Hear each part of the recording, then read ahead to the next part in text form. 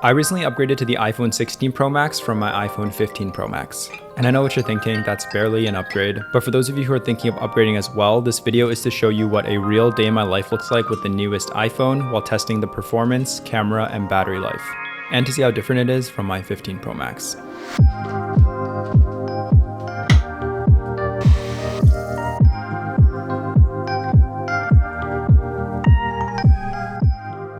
Alright, it is a gloomy day in Toronto today. It's almost 8:30 and we're sitting at 100% battery life. It is a work day for me today, so I woke up a little bit earlier to try and head out to grab breakfast since I just got back from a trip and have like no groceries at home. And one thing I've already noticed with this new phone is the larger size of the 6.9-inch screen. Even though you can barely see the change, you can definitely feel it when trying to use the phone with one hand, especially when you have a case on.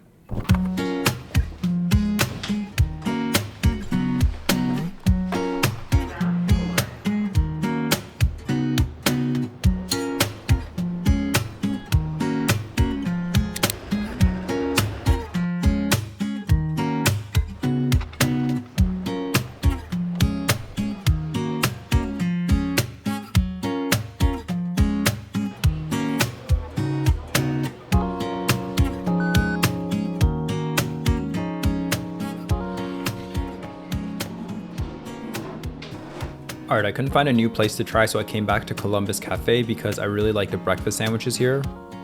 While I was eating breakfast, I caught up with some emails, responded to your YouTube comments, and snuck in a few minutes of Disney+.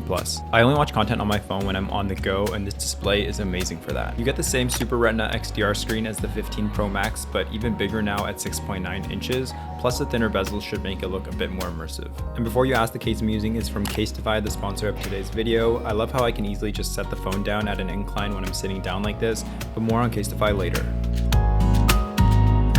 Today I decided to head down to the co-working space in my building to get some work done.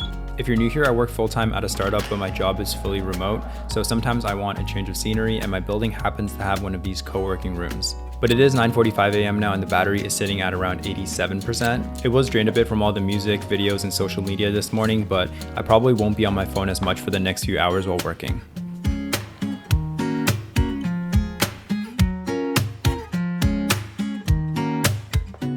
While I'm getting some work done here, let me quickly talk about some initial thoughts on this phone after using it for the last 2 days. So I have the iPhone 16 Pro Max in the black titanium with 256 gigs of storage.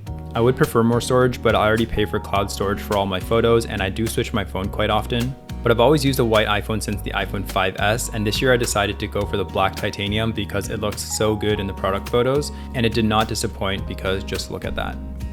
That said, I am a bit worried about fingerprints and scratches to the black titanium, so I'm still a bit conflicted between this and the white titanium. Let me know down in the comments which one you would prefer.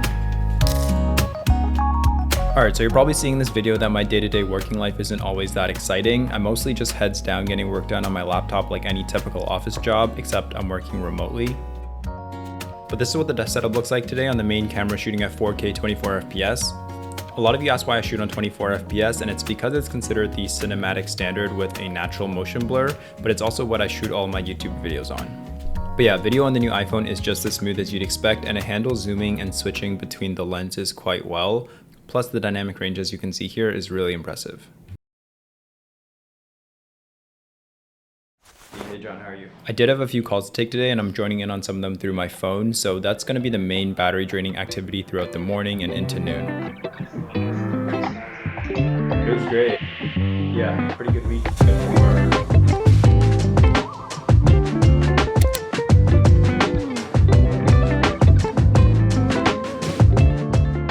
But it is around 2 p.m. now with the battery still holding at 70%. I am getting hungry again, so we're going to order some lunch from Uber Eats to save time.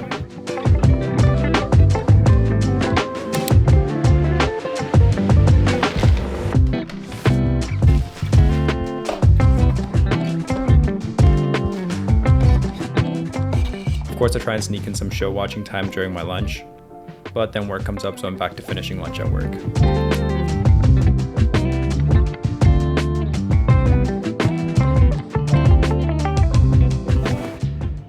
Alright, it is just past 5 p.m. and I wrapped up work. The phone is sitting at 53% battery life. which is pretty good given it's been like a full day. Although I didn't use it too much throughout the day since I was working, but I did take a few calls on it and I was catching up on some shows at lunch and then all the social media stuff in the morning. But yeah, it's a brand new battery, so I would expect it to be pretty good. I think my 15 Pro Max would have like died by now. Okay, but I'm getting ready to head out to do some shopping and test out the cameras more. Before we head out, let me quickly talk about the cases I'm using from CASETiFY, the sponsor of today's video. CASETiFY sent over a bunch of accessories for my 16 Pro Max, and I've been rocking the Impact ring stand case with this yellow print that I think pops so much against my black phone. The Impact cases from CASETiFY are perfect for everyday protection while keeping your phone slim and pocket friendly. My favorite part though, as I mentioned earlier, is the camera bumper here, which flips out as a kickstand for hands-free use literally anywhere, whether I'm catching up on shows or just inclining the phone for a better viewing angle. And CASETiFY is one of the largest lineup of phone cases and accessories I've seen, plus they're always innovating and coming out with new styles, collabs, and products. Speaking of which, they recently came out with their new Ultra Bounce case, which is their most protective case for life on the go. The case has these extended Ultra Bounce corners, 6-layered protection, and an integrated camera lens protector to withstand drops from up to 32.8 feet. And with these loops, you can easily attach what they're calling the Ultra Bounce attachment system. They have this Ultra Bounce utility lanyard, which easily clips onto the case's corners, allowing you to carry your phone with you on the go in multiple ways, hands-free. I think this would come in clutch when I'm traveling to a new city or something, but my favorite is this carabiner loop, which can also act as a wrist strap, or you can clip it onto your belt or bag as an accessory that also lets you carry your phone hands-free on the go. But again, if you're not into this, CASETiFY has so many different styles of cases and accessories that you're guaranteed to find something that matches your style. So thanks again to CASETiFY for sponsoring today's video, and be sure to use my link in the description below for 15% off your purchase today.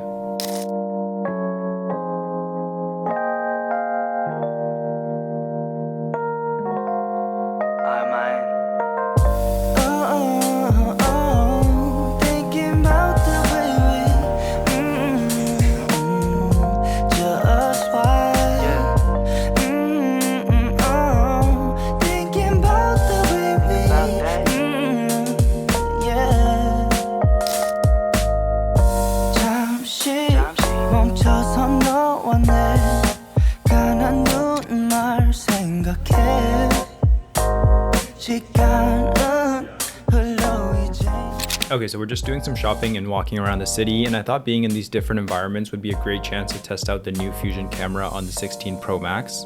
So yes, it's still the same 48 megapixel camera lens, but they're calling it a Fusion camera now with a supposedly faster shutter.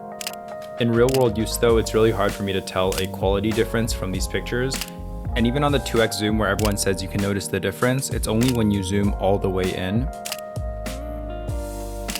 Besides that, the 16 Pro Max also looks like it processes photos a bit differently by default, almost like the shadows are a bit more lifted in some photos and less contrasty, but I personally don't know if I prefer that or not since it introduces a bit more noise sometimes. This is just to say that the main camera basically hasn't changed, but the ultra-wide camera can now shoot at 48 megapixels instead of 12, so you can retain a lot more clarity and detail, especially in lower lighting conditions. Just make sure to turn on the RAW max every time since by default your ultra-wide shots will still be on 12 megapixels. And as for the new camera control button, it's been pretty much useless for me so far. It's cool to play with, but I just find it faster and more accurate to tap on the screen to adjust the zoom or exposure, and I hate how all the on-screen buttons disappear when you use the camera control button. In fact, I actually have the camera control set to open the Instagram camera now instead, so I can quickly story something, or if I just want that Instagram processed photo look. The only somewhat decent use case I found for the camera control is to swipe between photographic styles, since you keep the full frame in view compared to just swiping on the screen. And after testing this camera for the last 2 days, the new photographic styles might be the only feature on this new iPhone that makes it better for me than my 15 Pro Max. So photographic styles have been around since the iPhone 13, but I never really used them since you only had a few options to choose from. The menu is a bit annoying to get to, and you can't edit the style after you take a picture, so I would just default to the standard photo style on my 15 Pro Max. But with the new iPhone 16, you can now adjust photographic styles and how the camera processes colors, skin tones, and shadows even after you've taken the photo. You get 5 new undertone styles designed to adjust skin tones and 9 new mood styles designed for different vibes of photos. And they're all customizable with this new touchpad where you can adjust each style across its saturation, shadows, and color palette. I always play around with the exposure and shadows on my iPhone photos because I don't like when they look too flat. And photographic styles let you take that to the next level now because you're not just slapping on a filter or editing an existing photo. The cameras actually capture more data so you can adjust things like the shadows and saturation afterwards. And yeah, I'm not a professional photographer who's color grading all my photos, so this is really the perfect balance that gives me more options to edit my pictures the way I like, while being relatively easy to use for most people. memories faded. Sometimes I think of you. 너 없이 뭔가 좀 공허해. 난 날이 무뎌지는 그 감각에 어느새 집중돼. Lost but found out to be found. Thinking about the way we found just why.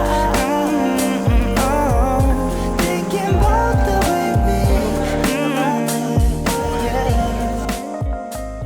Okay, we came to the Samsung pop-up event happening nearby, and I thought it would be fun to come check it out with the newest iPhone. Inside they were showing all these AI features found on the Galaxy Z Fold and Z Flip, and it made me realize the difference between Apple and Samsung's approach to AI in their phones. Samsung is showcasing all these surreal AI features, like letting you add generative AI elements into your photos, or drawing something that turns into different styles of an image with generative AI. While on the other hand, Apple Intelligence seems to highlight a lot more real-life use cases that their AI will be used for, like improved notifications, removing background objects from pictures, and even Genmoji. But to give credit to Samsung, at least their AI is actually usable today, whereas we can't really test any AI on the iPhone yet until next month with iOS 18.1.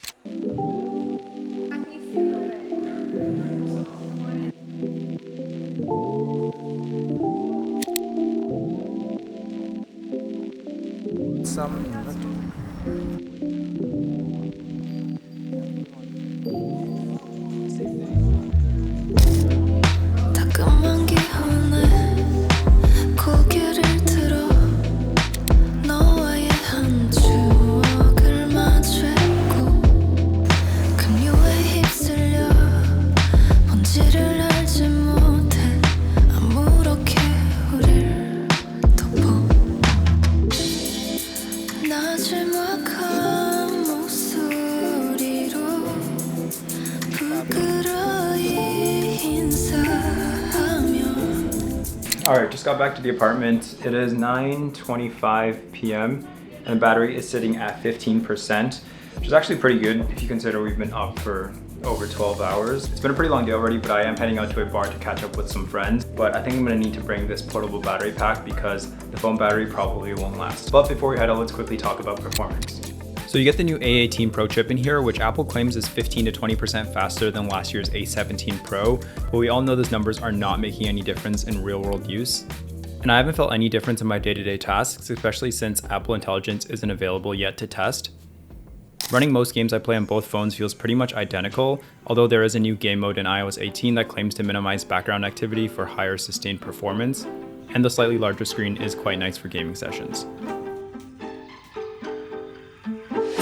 아직도 난 모르겠어 널 바라봐도 just caught in your love 많이도 난 널 좋아했나봐 힘들어 보여 그래서 말했어 한순간이었지 bittersweet to me night got me going crazy someone just tell me why 하듯이 내게서 더 멀어지지 마 baby you 오직 너만 baby you 사랑이 없어도 난 네 곁에 있고 싶어 난 아주 잠시만 Someone tell me what I need to do to make this feel right I just want you in Alright, it is 11:56 p.m. and we're wrapping up the day in the life with the 16 Pro Max. Phone probably would have died around 11:40 p.m. if I didn't resurrect it with a battery pack, but hopefully this gave you some look into